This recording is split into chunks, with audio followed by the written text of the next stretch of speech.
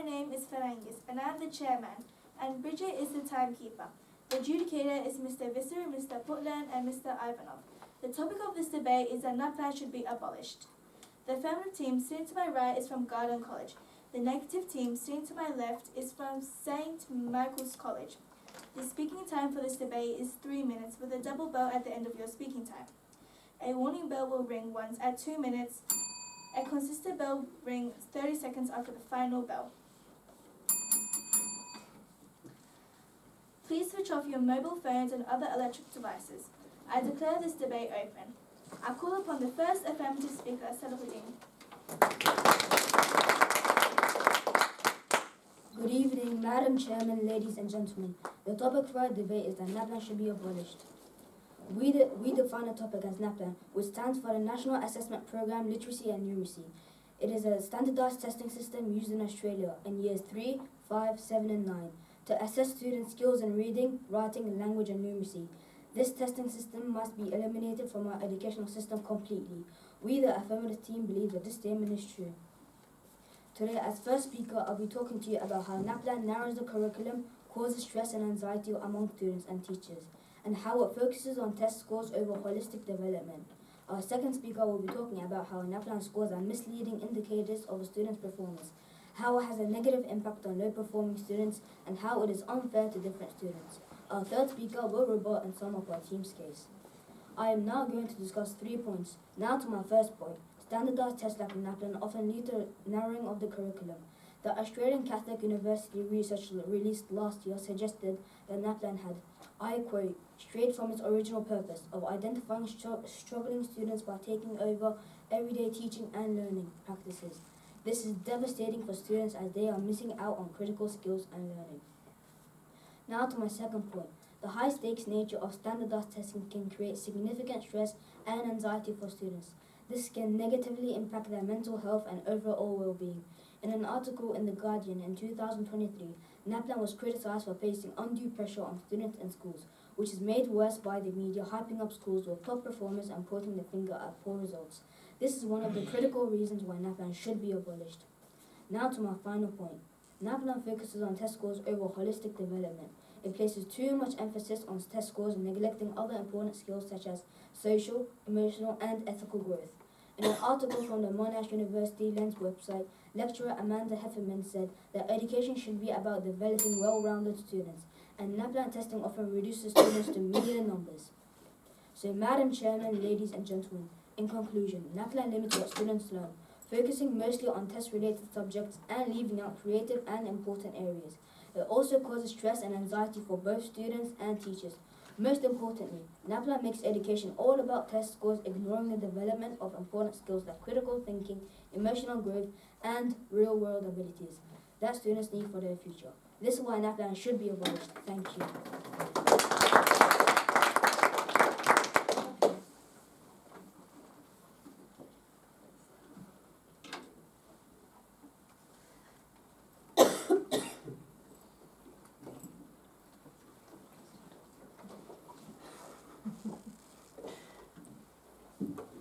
I call upon the first negative speaker, Sophia.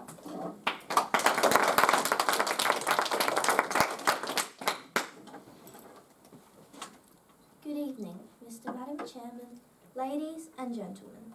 The topic for tonight's debate is that NAPLAN should be abolished. We agree with the definition given by the affirmative team. However, we the negative team strongly believe that this statement is false. The first speaker of the affirmative team has tried to tell you that NAPLAN puts stress on a lot of students. While this may be true, students take many tests in their schooling journey, and NAPLAN is only one of them.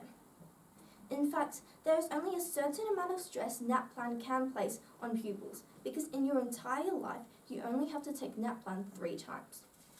It's no different in stress levels than any other test. Today's first speaker, I will be talking to you about the impact that NAPLAN can create on students and the success it already has. Our second speaker will be talking about the process of how NAPLAN helps the government and teachers to track progress of students, as well as identify learning gaps. Our third speaker will rebut and sum up our team case. I will be discussing 2 points. Firstly, NAPLAN should not be abolished due to how it can help the government and other educational authorities to see whether Australian students are meeting literacy and numeracy standards. According to the New South Wales Educational Standards Authority, NAPLAN tests provide information on student progress in literacy and numeracy.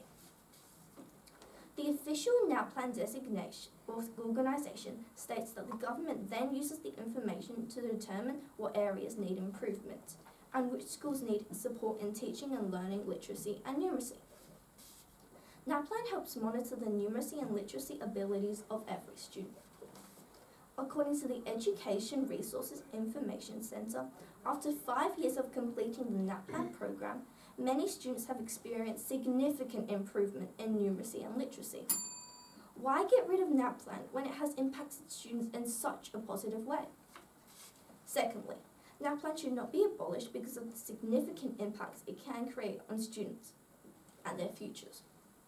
According to the Australian Curriculum Assessment and Reporting Authority, the official designation of NAPLAN stands for the National Assessment Program of Numeracy and Literacy. Why has the government and many authorities in the country decided to test a student on their literacy and numeracy skills, and not other core subjects? The ACARA states that the reason behind this is because the fundamental skills of numeracy and literacy are vital for every student to become successful throughout their schooling journey. Not only do these fundamental skills support the logic and strategical thinking in a pupil's mind, but also helps them in a way that allows them to communicate effectively. Kangan Institute, an education organisation, states that literacy and numeracy skills are crucial for accessing the broader curriculum. So, Madam Chairman, ladies and gentlemen, in conclusion, my team and I strongly believe that NAPLAN should not be abolished. Thank you.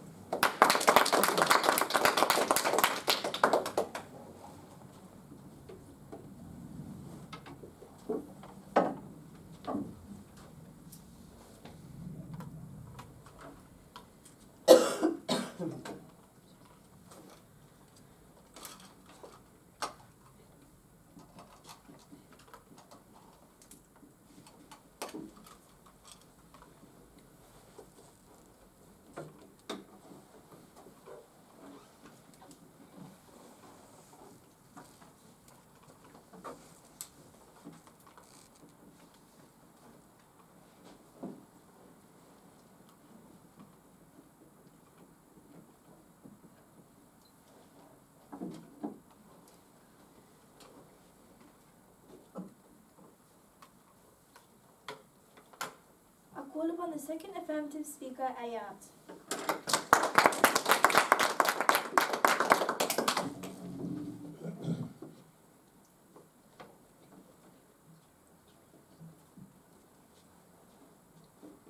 Good evening, Madam Chairman, ladies and gentlemen. The topic for our debate is that NAPLAN should be abolished. We, the affirmative team, believe that this statement is true. The first negative speaker has tried to tell you that NAPLAN is only one of many stressful tests or exams they have taken, which doesn't make students stressed. This is not true because instead of this, it does make students more stressed, forcing students to instead learning how to only learning to answer the questions in NAPLAN. She has also tried to tell you that NAPLAN tests students in Year 3, 5, 7, and 9, so you can see how much a student improves over time. This may be true, however, NAPLAN doesn't account for individual student differences and changes over time. It is a snapshot of the student's ability on one day. The scores learned should not be used to track progress. Our first speaker has already explained how NAPLAN narrows the curriculum, causes stress and anxiety among students and teachers, and how it focuses on test scores over holistic development. Today, I'll be talking to you about 3 points: how NAPLAN scores are misleading indicators of a student's abilities, how it has a negative impact on low-performing students, and how it is unfair to different students. Now to my first point. NAPLAN scores are misleading indicators to a student's abilities. In a paper submitted to the NAPLAN Senate Inquiry in 2014, Professor Margaret Wu from the University of Melbourne stated that the scores are often used as a primary indicator of a student's performance. but they may not accurately reflect a student's abilities, understanding, or potential. Now to my second point, the negative impact of NAPLAN on low-performing students. NAPLAN can have a demoralizing effect on low-performing students. Carol Dweck, in her book Mindset, The New Psychology of Success, states that students who do not do well on these tests might feel like they're not smart or capable. This can lead to a fixed mindset, where students believe they cannot improve, and this may affect their academic progress and self-esteem. My third and final point is that the NAPLAN tests are often unfair to different students. It does not consider the diverse backgrounds and learning styles of all students, particularly those from disadvantaged homes. In a study conducted by Trevor Cobbold entitled Close the Gap Between Rich and Poor, it was stated that NAPLAN often favors students from more wealthy backgrounds who have greater access to resources like tutoring, while students from low-income families may be unfairly penalized. This is unjust and NAPLAN must be abolished. So, Madam Chairman, ladies and gentlemen, in conclusion, NAPLAN scores often fail to truly reflect a student's abilities, giving a false sense of their potential. For low-performing students, these tests can be crushing, making them feel inadequate and stripping away their confidence. It's also unfair to students with different learning styles and backgrounds, as it doesn't capture the unique strengths each student brings. Each child deserves to feel valued and understood, not reduced to a number. Thank you.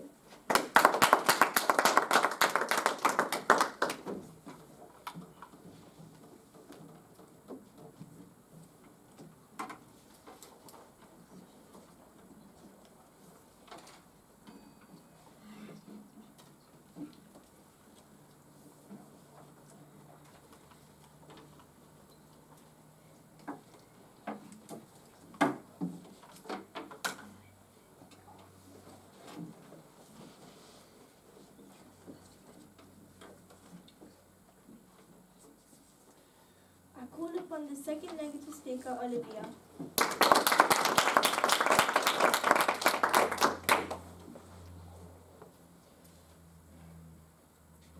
Good evening, Madam Chairman, adjudicators, ladies and gentlemen. The topic for tonight's debate is that NAPLAN should be abolished. We, the negative team, believe this statement is false. NAPLAN's literacy and numeracy testing provides valuable insights into student and system performance. The second affirmative speaker has tried to tell you that NAPLAN is misleading about students' knowledge. This is wrong, because NAPLAN allows for benchmarking students' performance over time and against national standards. This longitudinal data can highlight trends, track progress, and inform educational strategies to enhance learning outcomes across the board.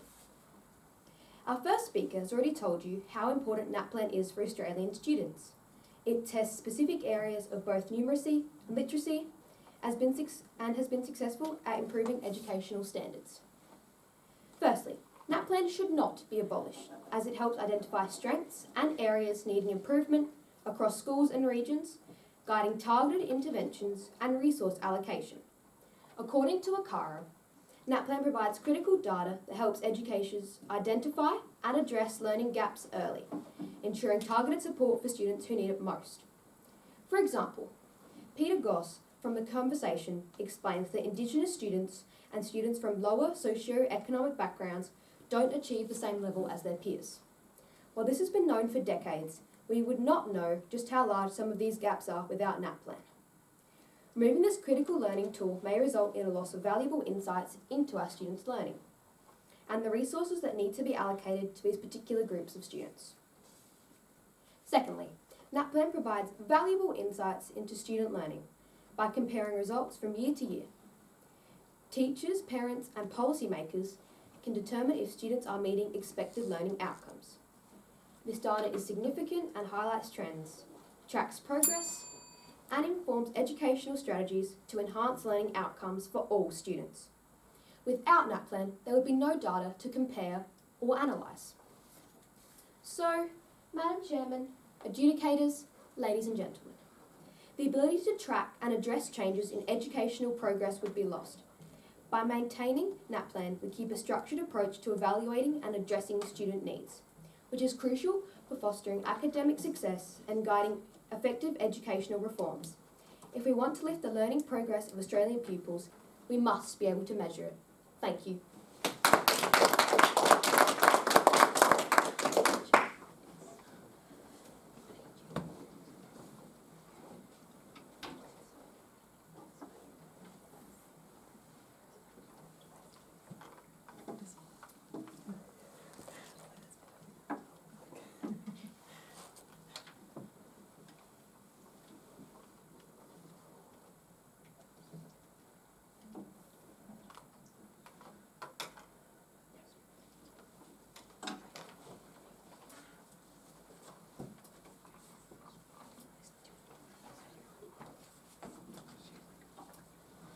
call upon the third affirmative speaker, Ayub.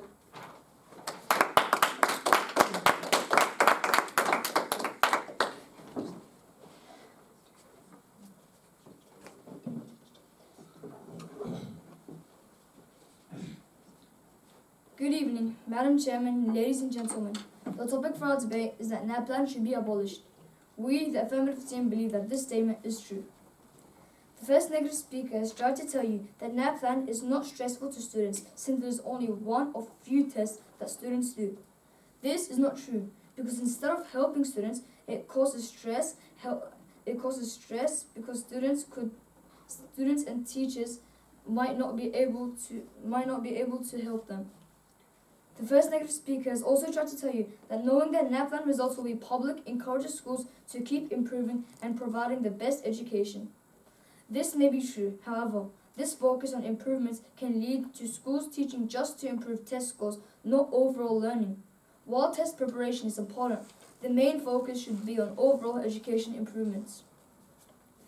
The second negative speaker has tried to tell you that NAPLAN can help identify students who are struggling early on, so they can get the help they need before it's too late. This may be true, however, in SA, NAPLAN has identified the problems too late. Other assessments, such as the phonics screening test in Year 1, has been introduced to identify it earlier. Our first speaker has already spoke to you about how NAPLAN narrows the richness of learning, forcing schools to focus on what's tested rather than nurturing creativity and curiosity. It also creates overwhelming stress for students and teachers alike, turning education into a source of anxiety rather than inspiration. By focusing on test scores over the full development of a child's mind and heart, NAPLAN overlooks the true purpose of education, helping each student grow into their best self. Our second speaker has already explained how NAPLAN scores often fail to capture the true abilities of students, reducing their unique talents to a single number. For those who struggle, these tests can be devastating, making them feel like they'll never measure up. It's unfair to students who learn differently, ignoring their strength and potential. Every child deserves to be seen for who they are, not judged by a test that can't tell their whole story. So, Madam Chairman, ladies and gentlemen, in conclusion, NAPLAN reduces education to a numbers game, choking creativity and turning schools into pressure cookers rather than places of growth. It misrepresents students' abilities, leaving those who struggle feeling worthless. It's unjust to label students by a test that ignores their unique talents and potential. Every child deserves recognition and encouragement, not judgment from a flawed system. We must do better. Thank you.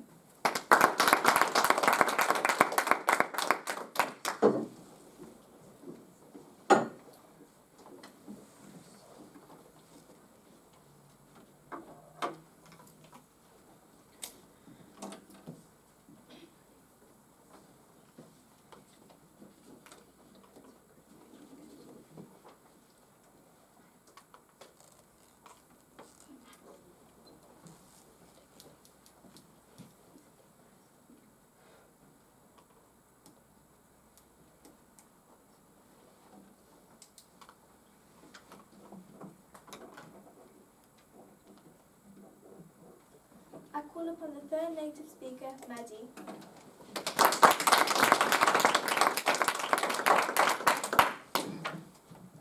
Good evening, Madam Chairman, Timekeeper, Adjudicator, ladies and gentlemen. The topic for tonight's debate is that NAPLAN should be abolished. We, the negative team, believe that for many reasons this statement is false. The first affirmative speaker has tried to tell you that NAPLAN narrows the curriculum of learning. NAPLAN is in place to help educators indicate bumps with students' learning, not to take over their job. By receiving NAPLAN results, students can receive extra help based on their strengths and weaknesses indicated by their results. NAPLAN provides a standardised way to measure students' proficiency in literacy and numeracy.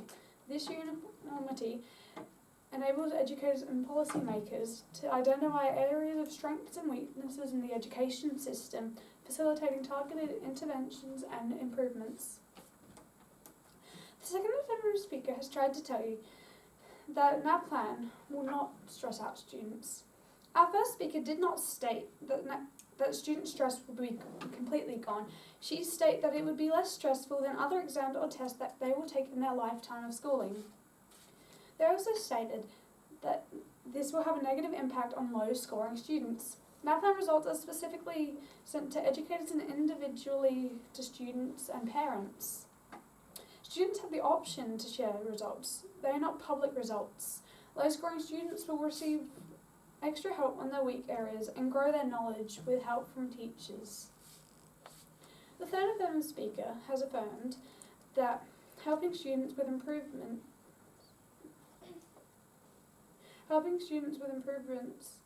will change the learning curriculum. Students with weaknesses in learning will most likely receive one-on-one help or help in a small group without disrupting the regular learning within a classroom. Our first speaker spoke to you about literacy and numeracy being compulsory subjects within the learning curriculum and how NAPLAN could increase the understanding of these subjects and how NAPLAN already stands as a successful system. Our second speaker has previously articulated how NAPLAN can help identify learning gaps and how it's beneficial for tracking learning progress amongst students. So, Madam Chairman, Timekeeper, Adjudicator, ladies and gentlemen, NAPLAN is crucial to the education of the student population, creating information to not only help educators, but provide additional help for those who may be struggling. NAPLAN is a successful program and its impact on the education system will grow greatly over time. Thank you.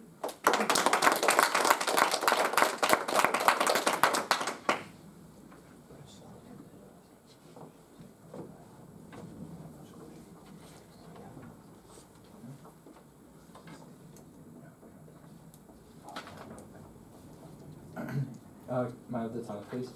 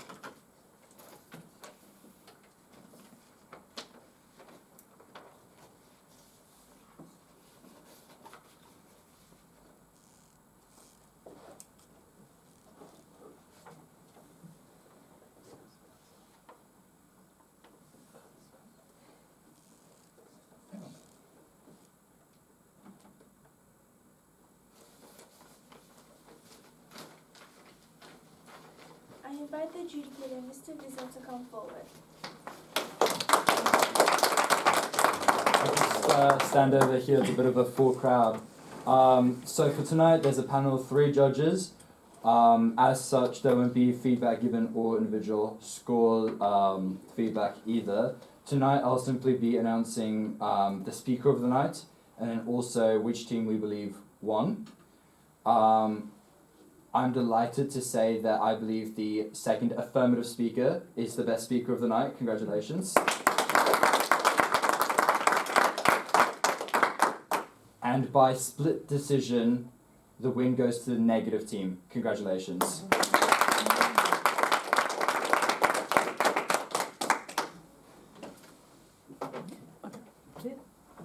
I call upon a member of the running up team to give a vote of thanks. We would like to thank the negative team for a lovely debate. We would also like to thank the adjudicator and our families for their support. I call upon a member of the winning team to second their vote of thanks.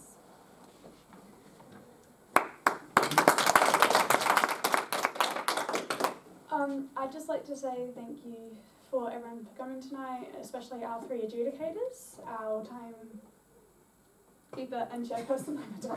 I said it wrong. I'd also like to thank the affirmative team for giving us such a good debate to go against.